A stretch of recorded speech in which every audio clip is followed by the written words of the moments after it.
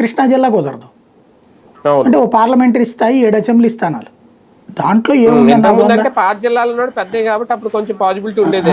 దాంట్లో జిల్లాలు పెరిగాక చిన్నది. ఇంకోటి ఏంటంటే దాంట్లో ఈ 7 అసెంబ్లీ నియోజకవర్గాల పరిధి అంటే ఓ సిటీకి దాన్ని ఏమంటారు, సిటీ బస్సుకి ఎక్కువ, మెట్రో బస్సుకి తక్కువ, అంతే.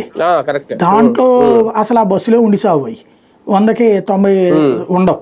అందరూ ఆటోలు ఎక్కినే పోతారు, 7 సీటర్ ఆటోలు.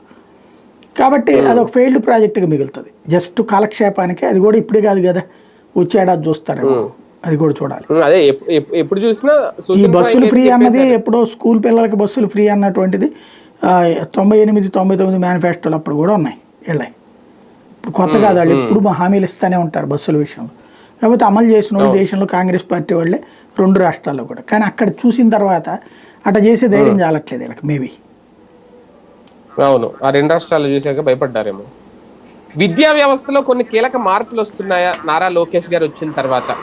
అవి ఏమన్నా గమనిస్తున్నావా? అది మంచికేనా? బేసిక్గా విద్యా వ్యవస్థ మార్పులు అనేటటువంటిది ఎవరికి వాళ్ళు చేస్తారు, చేసేటప్పుడు మాదే గొప్ప అంటారు. ఆచరణలో ఫైనల్గా ఏమవుతుంది అనేది చూడాలి. ప్రస్తుతం ఇదివరకటి రోజుల్లో వాళ్ళు ఒక రకమైనటువంటి విద్యా సంస్థలు విలీనీకరణ పెట్టారు, వీళ్ళు ఇంకో రకం పెడుతున్నారు. వాళ్ళు టీచర్ ట్రాన్స్ఫర్లో ఒక రకం పెట్టారు, వీళ్ళు ఇంకో రకం పెడుతున్నారు.